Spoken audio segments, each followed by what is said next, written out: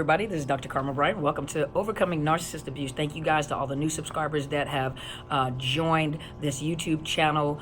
Thank you for your support.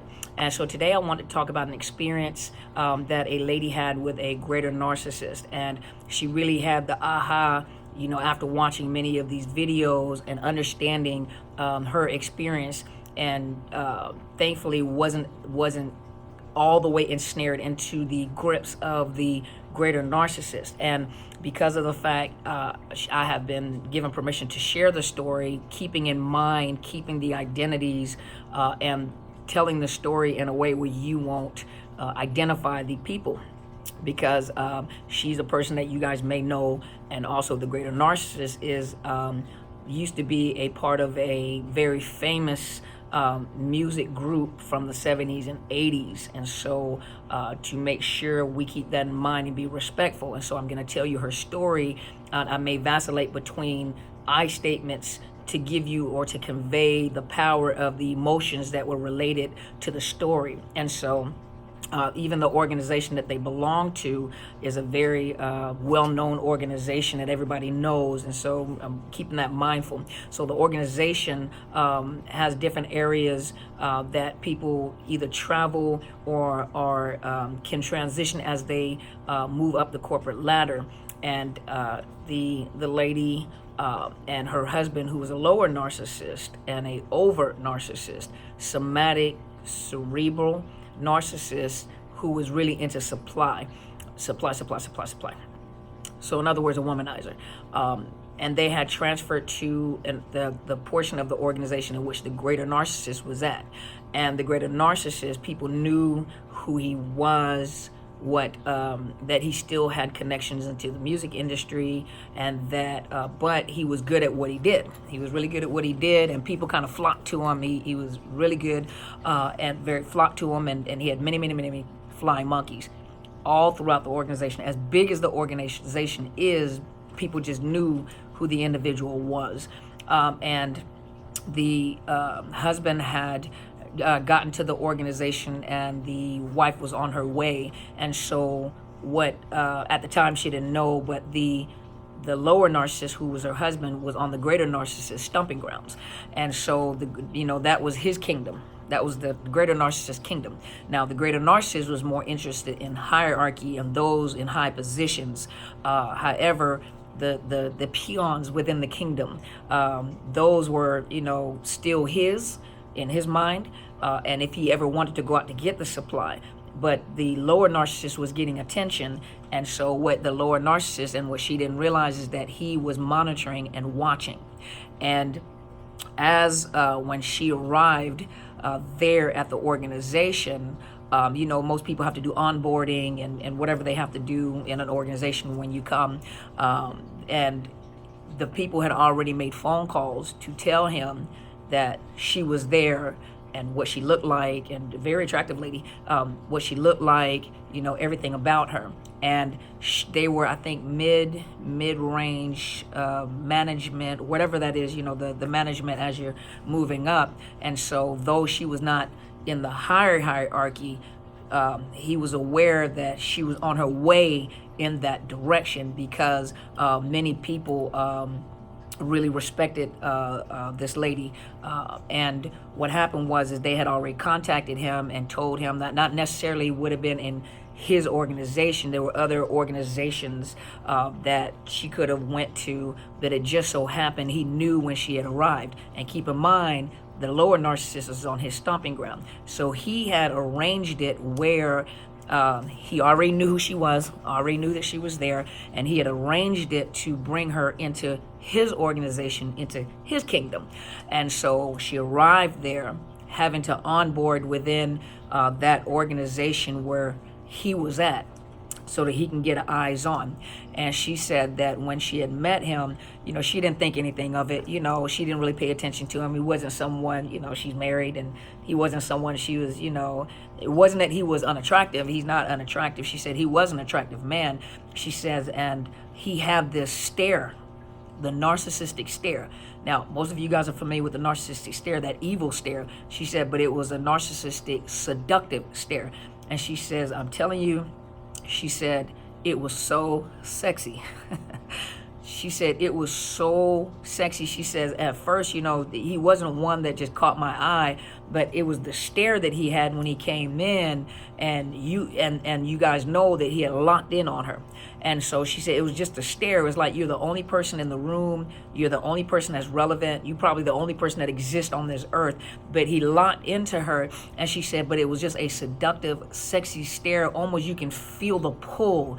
Like he is really just mesmerized with me, which it wasn't. He was getting her mesmerized with him. And so he would ask her, where do you want to go? Leaving the choices up to her. Where do you want to go? What do you want to do?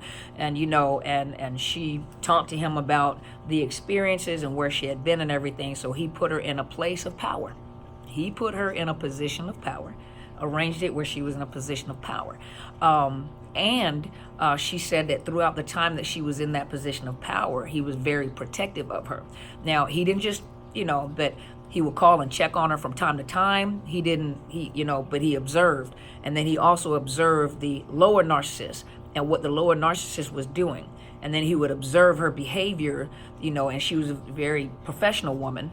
But he knew everything that this lower narcissist was doing, because remember, he's got flying monkeys out there. So they report anything, everything. They start talking, he's listening, and they would tell, about him and the wife. And, so he's gathering information where every place that was not, in other words, where the man was lacking with the wife, he would make sure he would take the time in those moments that he was out, whatever he's doing, that he would interject himself, call and check on her, make her feel relevant. Is everything okay? Is there something that you want? What classes do you need? What training do you want? What is your goal? Where do you want to go?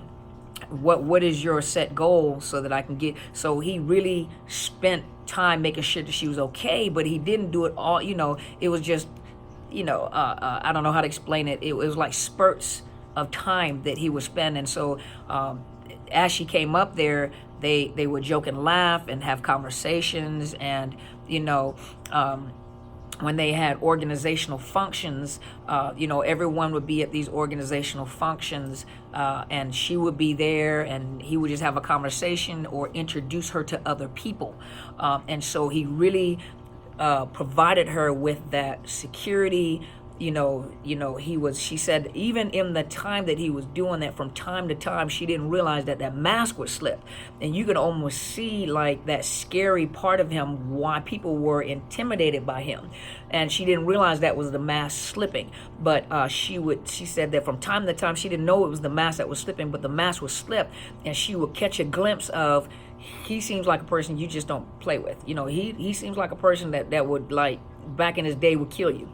They would get into a conversation about, because he was still connected to the music industry, so he was still helping people in the music industry, though he was not in the music industry himself anymore.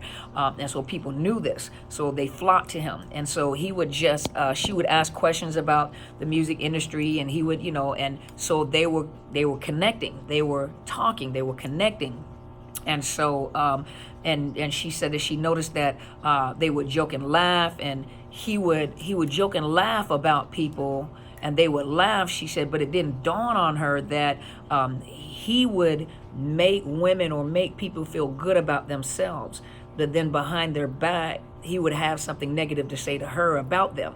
And so she didn't realize, like, wow, but the more and more that they interacted, the more she just felt obligated to make sure that, she gave him information, that she kept him abreast of things. She talked, and it got to a point where they started talking and talking more on the phone. They started talking and talking more. She started coming up to where he was at and hanging out in his location. They would, go out to eat with a group of people. And she said it was just this magnetic pull. She says he wasn't overly attractive. She said, but it was something about his demeanor. It was something about the way he carried himself and how he talked. And she said he had this really deep voice that had this tone to it. Remember, we did the tones and the atmospheres and the frequencies. She says, and at dawn is like this tone that he had in his voice. It was like this seductive tone that almost calmed you down. So no matter how angry she was or if she was frustrated, she noticed that she began to talk to him about her personal life with her husband. And he would talk to her, and it was like, she said, it was just so seductive, where like the tone would just calm her down. She said it was like it resonated in her bones. Like the more he talked, the more it was sexy, and it was soothing. And she says it was just mesmerizing. It just pulled you into his voice, where it got to a point where like she had to hear his voice on a daily basis, had to hear. And he would purposely tone his voice down to talk to her. He would have a regular conversation, they would laugh and joke, and then he would tone his voice down, and it's like the frequencies would hit her. And she said she don't know what it is, but all of a sudden she just had to talk to him. She said it was almost like, she says, I was falling in love with someone I was not in love with. And she says that I would never put myself in this position, she said, but one thing that she realized was that that he had a dark side to him. And from time to time, she would see this dark side where she realized, like, this guy, I think he would kill someone. And everybody knows him. Everybody knows him. She said, but it was just this frequency. And she said that he was very, everyone knew him. Everybody knew him. And it didn't matter where she'd want to go in all these organizations throughout the world. There's nowhere she could have gone. She says anything that she wanted, anywhere that she wanted to go, he would have sent her there. He made sure that whatever schooling she needed, whatever training that she wanted to go to, wherever she wanted to travel, you know, he would do it. Even to a point where he had asked her, you know, do you want to leave him? And if you want to leave him, where do you want to go? Because he wanted to make sure she stayed in that circle, and he put her in a position, in a place where if he ever wanted to have her in a certain location, he would have her in a certain location. So she realized, but he even began to talk to her about his personal relationships with other people to a certain extent. And but these women, their minds were like blown. She said she would see them come in, and it was like there were zombies. And it just so happened that she had met the wife, and like the wife looked shocked. As beautiful as the wife was gorgeous, but the wife almost looked shocked. Like, you know, now she realized it was that addiction, it was that PTSD, but the wife almost looked shocked. Like she was under a lot of stress, and she started aging prematurely, and you could tell that she was a beautiful woman at one time. She said that she had gotten so far that she had begun to contemplate, because he was pulling on her heart, and she couldn't figure out, how is he, what is this? You never knew he was doing it. And one day I think he said something, and she says, if I let you do this, you'll do it. And it was this brief moment, she said, where the mask fell off, where he looked at her with these stare, because they were amongst people. He looked at her with this stare, and was like, you're a lie.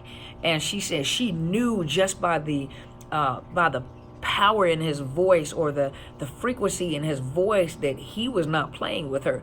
And it was almost like, she said, though he didn't say it, it was like, I knew that if I would have took it or embarrassed him, that he would have made my life miserable. I would have lost everything, lost the support. He would have just went away, and not only that, ruined my reputation. Or it was just this growl he had in his voice. It was this growl, but he always had this like look on his face where he looked like, she said it was this stare, this look he had.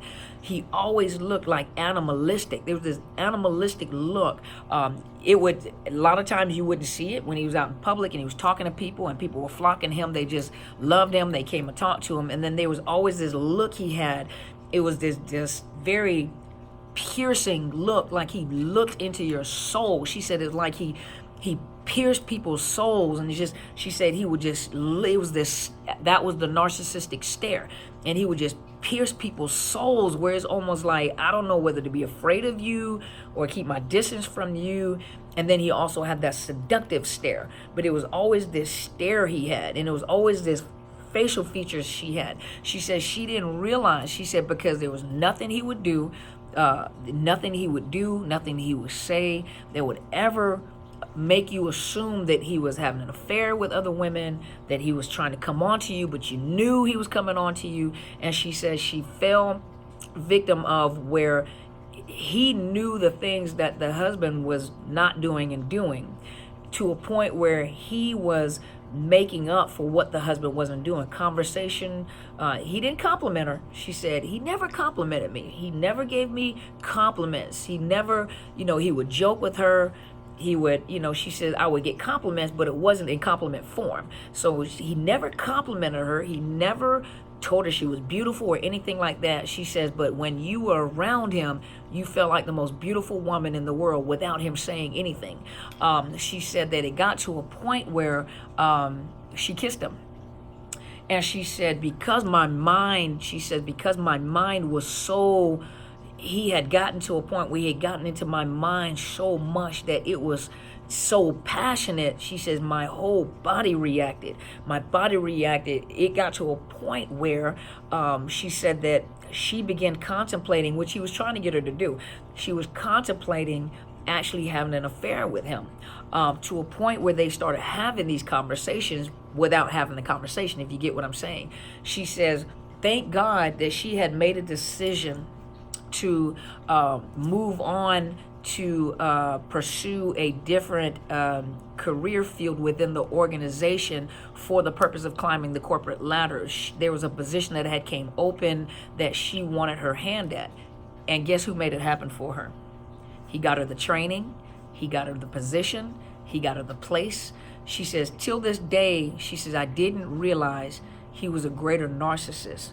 She said that there was something very mesmerizing about him, but there was something so sexual about him, and there was something that make you feel like he's going to take care of you. She said, till this day, she says, I haven't contacted him, I haven't talked to him or anything. She said, and I won't, because I realized I was dealing with a malignant, greater narcissist. She says, and she knows now that this guy was crazy, and the connections that he had and the people he was connected to all flocked to him to a certain extent where if anything, you would have said anything about him, he wouldn't have done anything, but everybody would have done something. You get what I'm saying? She said, till this day, she says, I know. She says, because she had divorced her narcissist husband, and it was ugly. She said it was a very ugly divorce. She said, but she knows till this day that had she contacted that greater narcissist, that he would have done everything that she requested to get at that. So that's why I tell you guys, let karma, if you guys call it karma, let whatever happen. Don't ever go seek revenge on anybody. Don't ever do it because you don't know who you can. She says, I'm thankful I didn't, because then I've been obligated to him. She says, and I'm thankful I never slept with him, because he would have blew my mind out. And she says, I know this. He would have blew my mind out. She says, even till to this day, if I reached out to him and told him to go get him or do something, she said, that he had the capacity and the ability through the organizations, and they're all in different areas. He still has the power to destroy this man and the new family that they have. But he has the power to destroy them. And she said that she knows because he never got her.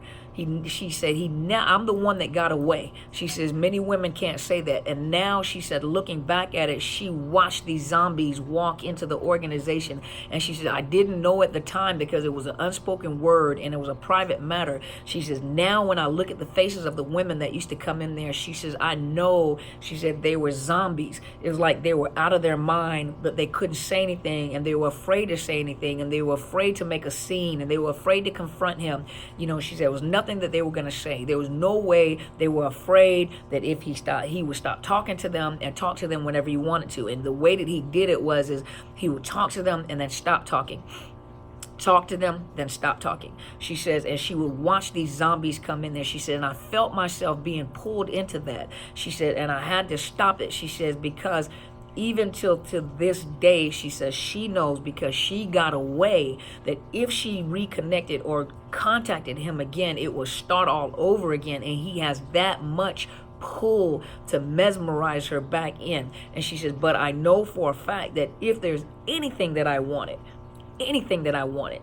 he would make sure it happens. He would go out of the way to make sure he either flies down or he makes sure that he has people in place to make sure that I will be taken care of, that I would be taken care of, and not only would I be taken care of, but that whatever happened to me to hurt me, he will make sure that it would have been taken care of. She says, so I never pursued any, what's the word we're looking for?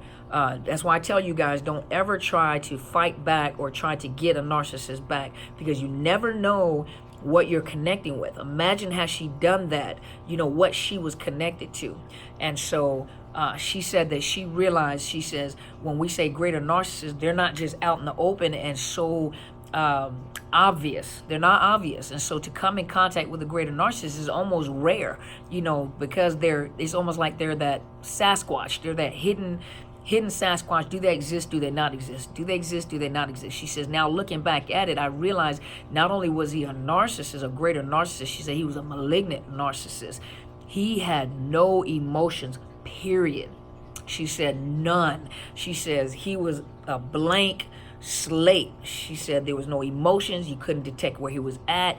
Did he even love or anything? She said there were no emotions whatsoever. She said, I know for a fact that this was a malignant, antisocial, what you call psychopath, that he had no problem. And the people he was connected with were people that would actually kill on his behalf. She said, that's how dangerous this individual was. She says, and I never knew that was a greater narcissist. She said, I never knew until she started listening and started putting the story together to realize what she had gotten in contact with. She said, I happened to be one that got away. She said, had I stayed around long enough, she says, I know for a fact I would have been pulled in, and I probably would have buckled because of how mesmerizing the tones, the frequencies, the things that they do, the information you give them to provide you with that pseudo sense of security, to put down your guards, to make you feel comfortable, to make your whole body respond, your emotions respond, your skin respond.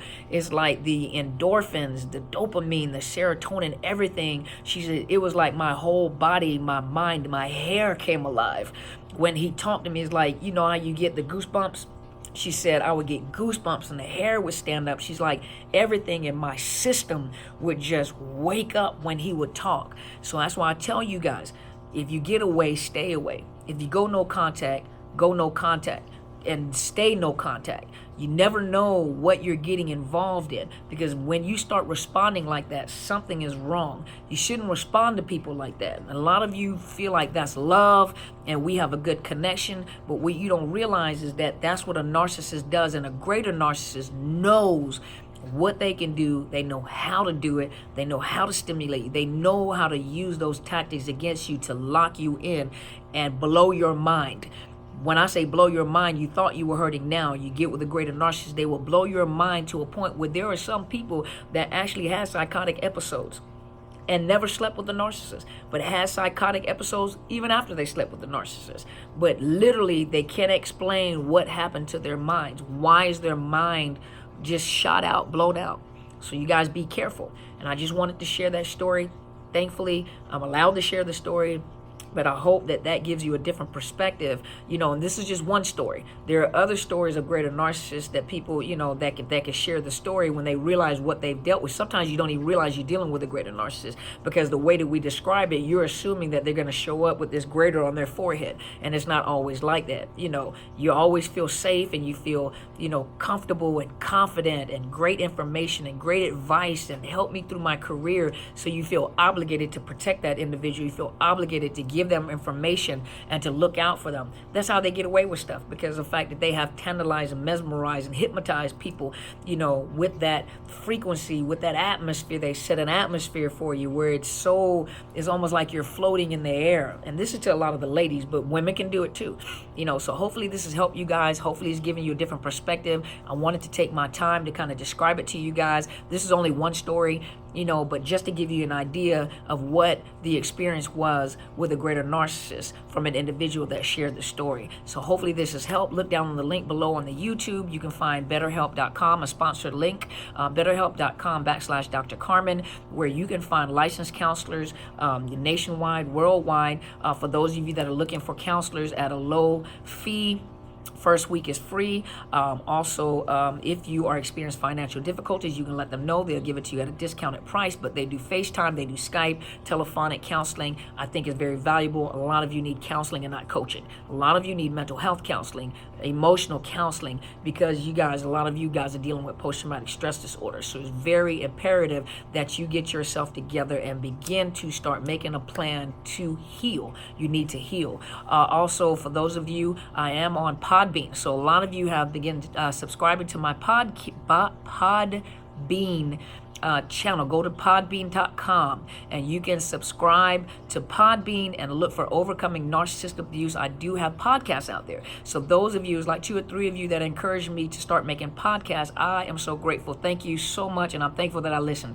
It's a lot of fun. It's a lot of work in the editing and everything, but it's a lot of fun. You don't see my face, so I can sit around in my pajamas and do the podcast recording. I am on iTunes, Google Play. I'm also on Spotify. I'm waiting for an answer from Pandora, and I'm waiting for an answer from iHeartRadio. But thank you guys so much for encouraging me to do it. I do have a lot of fun doing it. It just takes a little time to do it and to post, because I'm at work, So a lot of times that requires me to be at my home, sitting in front of the computer with my earphones and the microphone, make sure I'm not breathing too hard in the microphone, but thank you guys so much for your support. Go and listen to on the podcast, I'm starting from ground zero and working my way back up to give you guys, information and to build you up about narcissist abuse. And so thank you guys so much. Please subscribe to my YouTube channel, Dr. Carmen Bryant, Overcoming Narcissist Abuse. Hit the bell so you know whenever I upload. I come on live on Sundays between 8 and 9 o'clock Pacific Standard Time, which is West Coast time. I'm also on Facebook, which is Psychological Health Consultants and Services. Hit the thumbs up. And I'm also on Overcoming Narcissist Abuse. That is my book. So you guys go to Amazon and Barnes & Noble and look for Unmasking the Illusion of Perfection. Order the book. Thank you guys so much for the support in ordering my books. Share it with the teenagers. And y'all, when you guys are emailing me, please don't send me 8 gazillion thousands of emails as if you're having an actual conversation with me. I can't read all that. That's too much. That's like overloading my emails and my iMessages. A lot of you guys are having conversations, and do know that it's impossible to respond to everybody. I can't respond to everybody, and I definitely can't go out and just give advice to everybody. That's a paid service. My clientele are first priority. I'm in office, I'm a private practitioner, and those that are paying for service are my first priority. And so if you want my time, unfortunately to say, this is a pay for service, business. And so I can't just pick up the phone. A lot of you, like, can I talk to you real quick? A lot of the things that you guys are going through is trauma related. Even though I'm a trauma professional, I enjoy what I do, but that's very time consuming. And so anybody you talk to should be charging you a fee, because that's a lot you have to invest in yourself, and I don't have the time to call and just talk to everybody, about trauma, because we can stay on the phone for weeks talking about the trauma, so it is a paid service. So if you want, to get, talk to me, to get some advice, to put together a plan, you are welcome to email me. I will send you my packages and the services that I provide. But thank you guys so much for supporting me. Thank you guys for being here. Go be great.